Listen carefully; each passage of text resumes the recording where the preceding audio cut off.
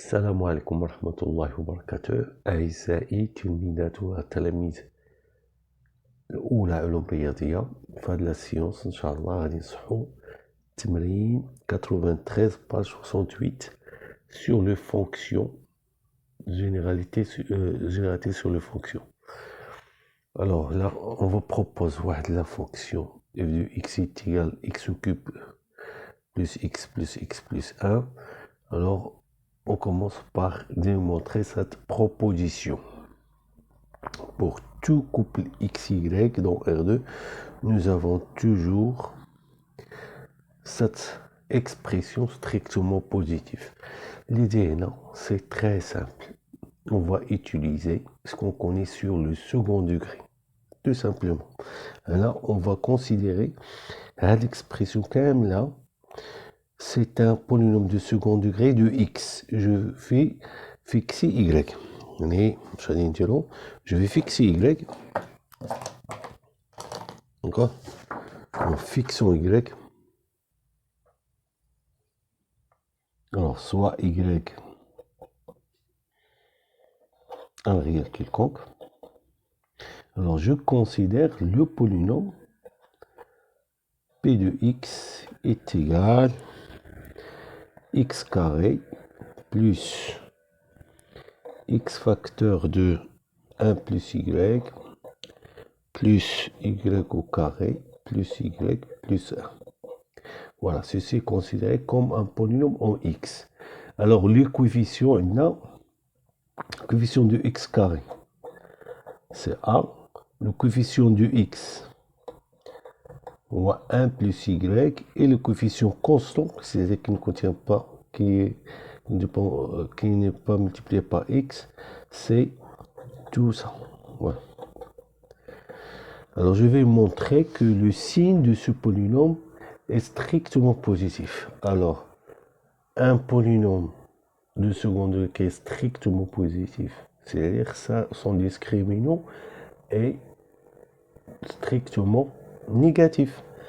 Et le signe de son coefficient, de coefficient x carré est strictement positif. Donc là, nous avons bien a est égal à 1. Alors, delta. Alors, b au carré, c'est 1 plus y de t au carré, moins 4 y au carré plus y plus 1. Que je peux écrire, c'est moins 3y au carré, moins 2y, moins 3. Alors, factorisons par moins. Ça donne y au carré plus 2y plus 3. Que je peux écrire ceci, c'est y plus 1 le tout au carré plus 2. Et je vois tout de suite, comme ceci il est strictement positif, alors ce réel est strictement négatif.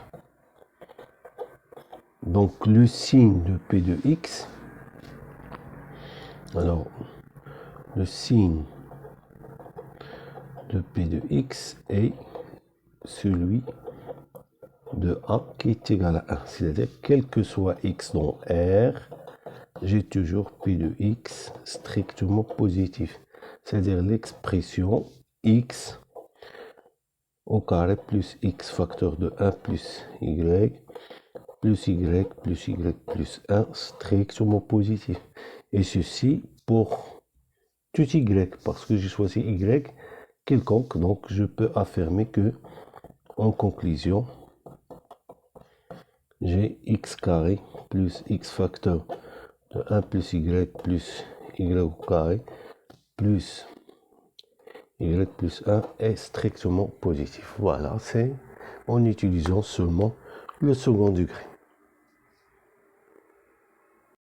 Question suivante, montrer que f est strictement croissante sur R. 1b. Alors, je vais montrer que le taux d'accroissement est strictement positif. Alors, je vais choisir deux réels a et b dans R2, tel que a strictement A, pardon, distinct de B. Alors, f de A moins f de P, c'est A au cube plus A au carré plus A moins P au cube plus P au carré plus P qui va vous donner A au cube moins P au cube plus A carré moins P carré plus A moins P.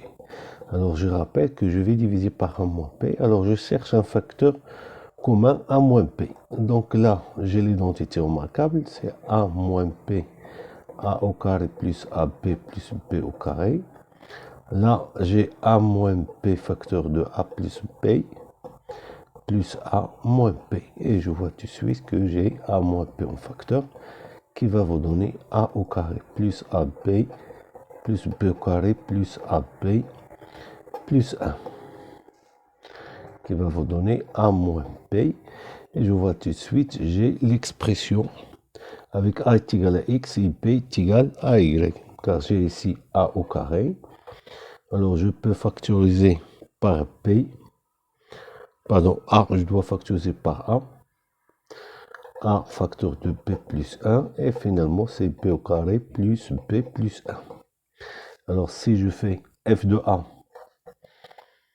moins F de P sur A moins P, ceci va vous donner l'expression A au carré plus A facteur de P plus 1 plus B au carré plus P plus 1, qui est un réel strictement positif d'après la première question. Donc F est strictement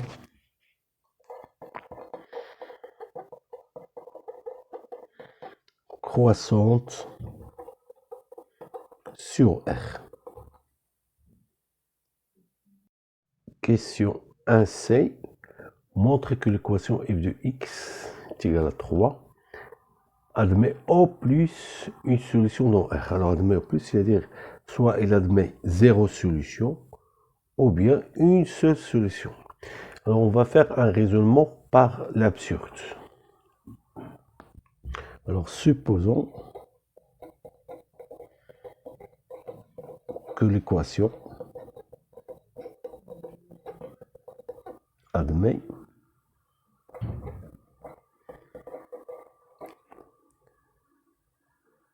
deux solutions. Bien sûr, l'équation f de x est égale à 3. Admet deux solutions distinctes. Alpha et bêta. Alors, j'ai f de alpha moins f de bêta sur alpha moins bêta est égal 3 moins 3, c'est 0, ce qui est impossible.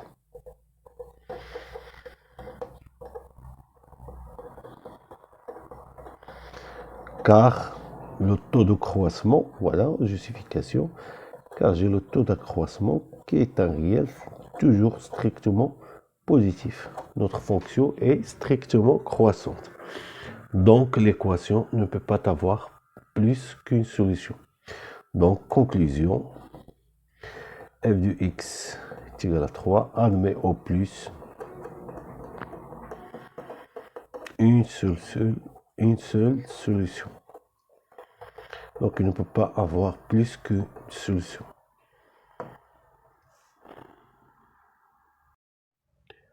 On considère la fonction définie sur l'intervalle i est égal à moins l'infini par j de x est égal à la racine de 10 moins x, étudier les variations de la fonction g. Remarquez, le domaine de définition, c'est bien l'intervalle i. Alors, étudier les variations, donc il suffit de voir que la fonction moins x est une fonction décroissante. En ajoutant 10, il reste décroissante. Alors, avec la racine carrée, donc il va conserver la même monotonie, il reste décroissante. Mais on va rédiger ça sous forme de... en utilisant la définition de la fonction décroissante, en utilisant la définition qui utilise l'encadrement. C'est-à-dire, je vais partir de deux éléments. Donc de A. Je vais partir de deux éléments, A et B. dans I2 tel que A strictement inférieur à B. Alors j'ai A inférieur à B multiplié par moins, ça donne moins B moins A. Ajoutons 10. Alors je rappelle que ce sont des nombres positifs. Moins, ici moins, c'est positif car j'ai ceci inférieur ou égal à 10. En multipliant par moins, ça donne supérieur à moins 10. En ajoutant 10, on obtient le nombre positif. La racine carrée de 10 moins B inférieur à la racine carrée de 10 moins 1. Donc f de B strictement inférieur à f de A. Alors, pardon, G, c'est la fonction G, c'est pas f. G de A, G de B inférieur strictement à G de A. Alors, G est strictement décroissante sur I.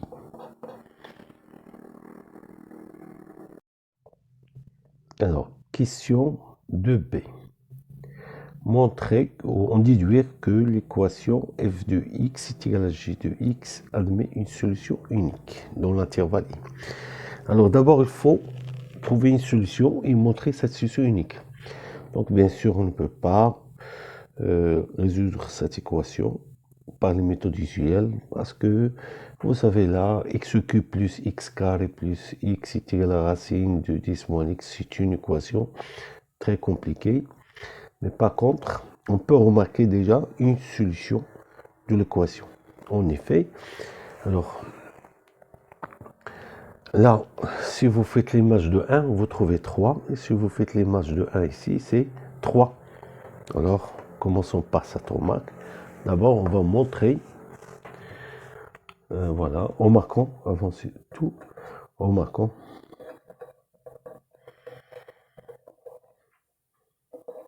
que H est une solution de 1 est une solution de l'équation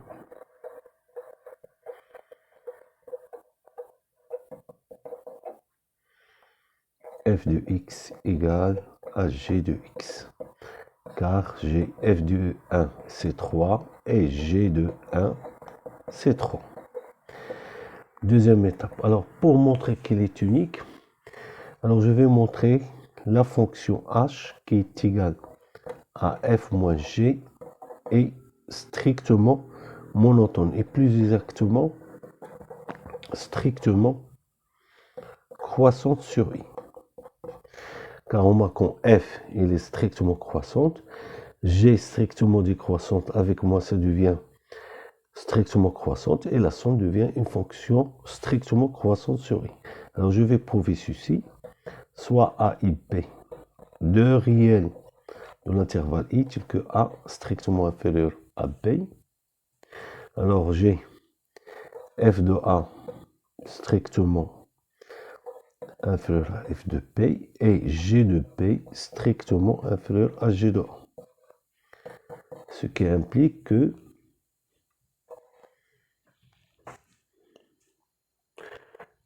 f de a strictement inférieur à f de p et moins g de a inférieur strictement à moins g de b.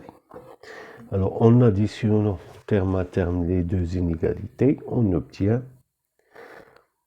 f de a moins g de a strictement inférieur à f de p moins g de p. Et donc h de a inférieur strictement à h de p. Alors h est strictement croissante sur i. Maintenant, on est en mesure de prouver que 1 est l'unique solution. Alors supposons que va faire un raisonnement par lapsus. Qu'il existe alpha tel que f de alpha est égal à g de alpha, c'est-à-dire solution de l'équation et alpha distinct de 1. Alors, on a h de 1 est égal à h de alpha qui est égal bien sûr à 0. Car l'équation équivalent f de x moins g de x égale à 0. Donc, le taux d'accroissement h de alpha moins h de 1 sur alpha moins 1 égale à 0. Ce qui est faux. Car h est strictement croissante sur i. Le taux d'accroissement, doit être strictement positif. Alors, je peux prouver que, j'ai prouvé que 1 est l'unique solution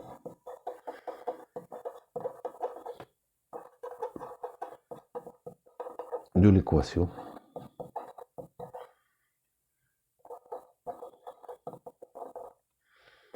f de x est égal à g de x.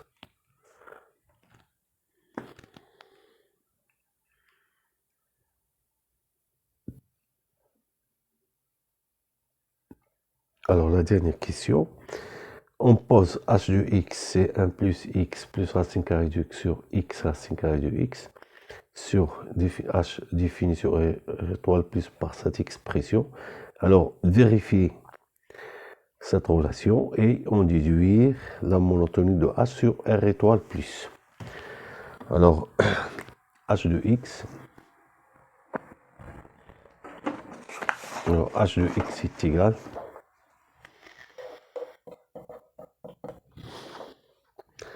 à 1 plus x plus racine carrée de x divisé par x racine carrée de x. Alors je vais commencer par calculer f de 1 sur racine carrée de x. C'est 1 sur racine carrée de x au cube plus 1 sur racine carrée de x au carré plus 1 sur racine carrée de x qui est égal à 1 sur racine carrée de x au cube plus racine carrée de x au carré plus 1 sur racine carrée de x. Ceci c'est x racine carrée de x plus 1 sur x plus 1 sur racine carrée de x. Alors réduisons au même dénominateur. C'est x racine carrée de x. Là c'est 1. Là c'est plus racine carrée de x. Et là je dois multiplier par x. Alors c'est bien l'expression de h de x.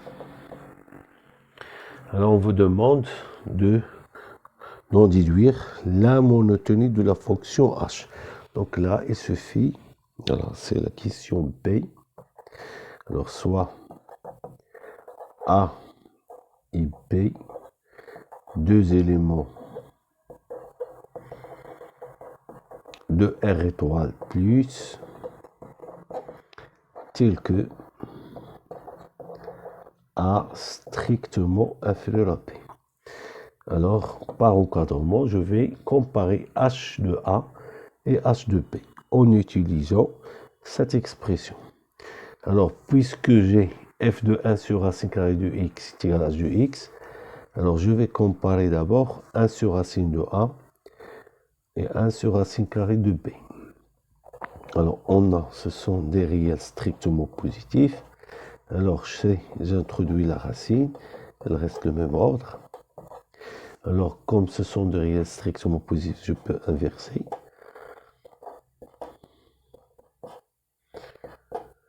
Et là, je rappelle que f est une fonction strictement croissante sur R. Donc f de 1 sur racine carrée de B strictement inférieur à f de 1 sur racine carrée de A. Car f est strictement croissante sur R. Donc h de B strictement inférieur à h de A. Alors h est strictement décroissante sur R étoile plus.